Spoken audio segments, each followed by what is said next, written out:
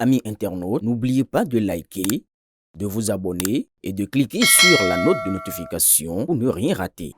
Bonsoir à toutes et à tous. Ce jeudi 23 avril 2026 restera gravé dans l'histoire politique du Bénin. C'est le jour où la Cour constitutionnelle a proclamé les résultats définitifs de l'élection présidentielle consacrant l'élection de Romuald Wardani et Mariam Chabi Talata à la haute magistrature du pays.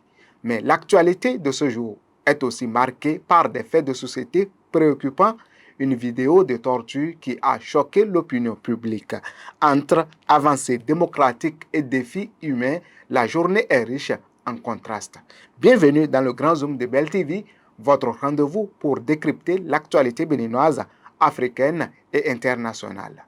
Au sommaire de cette édition présidentielle 2026, Romuald Wardani et Mariam Chabi Talata définitivement élus. Parlement, le rapport d'activité de Joseph Djogbenou adopté à l'unanimité. Société des suspects interpellés après une vidéo de torture qui choque l'opinion.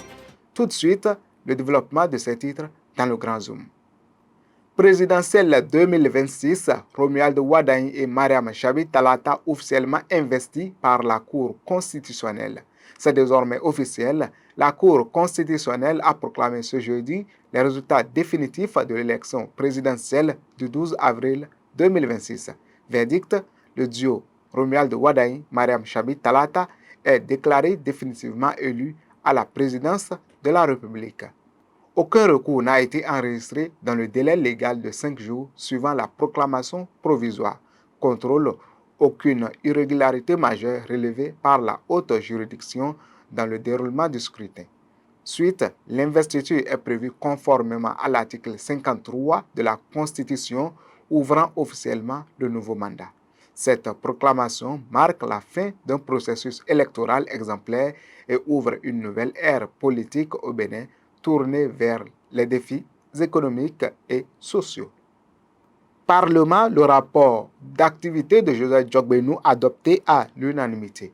Le président de l'Assemblée nationale, Joseph Djogbenou, a franchi une étape importante dans l'exercice de la reddition de comptes, période couverte du 1er octobre 2025 au 21 avril 2026, incluant la fin de la précédente législature et le début de la 10e.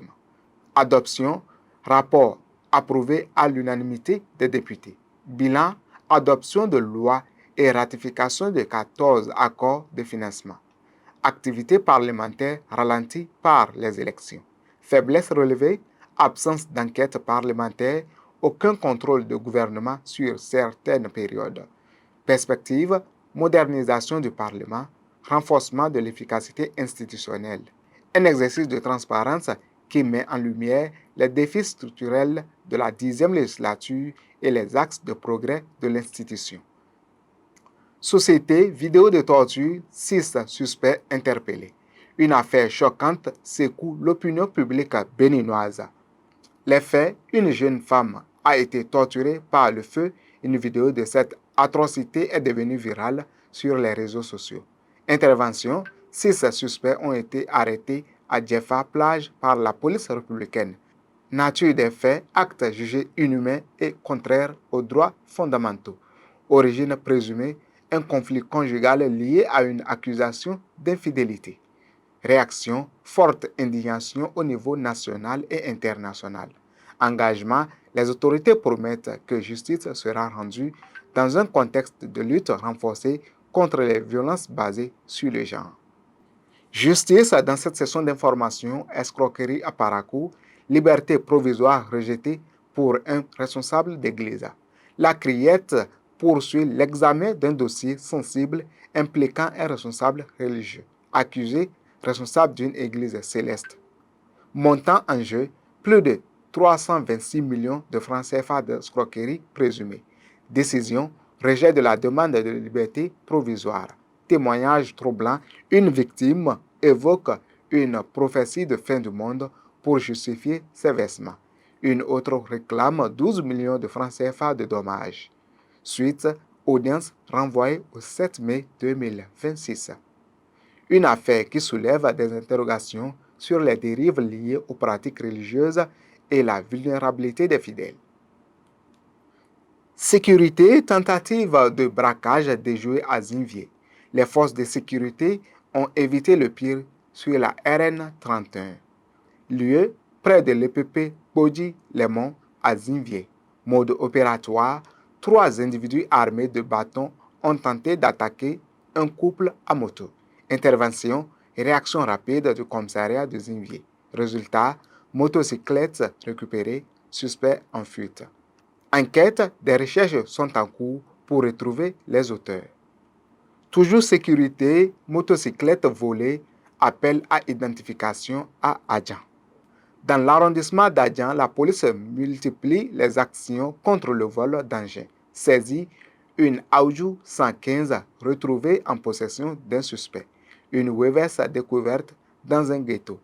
Découverte troublante, une tenue militaire retrouvée en possession des suspects. Appel, les propriétaires des engins sont invités à se manifester au commissariat avec preuve de propriété. Objectif, lutter contre le vol de motocyclettes, un phénomène récurrent. Société, dans cette session d'information, un nourrisson abandonné à Ifani. Une découverte bouleversante dans la commune d'Ifani. Lieu, arrondissement de Banibé. Fait, un bébé a été retrouvé vivant dans un sac Dangote. Prise en charge, l'enfant a été confié à la police puis orienté vers les services sociaux. Suite, une enquête a été ouverte pour identifier les responsables de cet abandon. Un drame humain qui relance le débat sur la protection de l'enfance et les mécanismes de soutien aux mères en détresse. Sport, dans cette session d'information, le Tour du Bénin 2026 prêt à démarrer.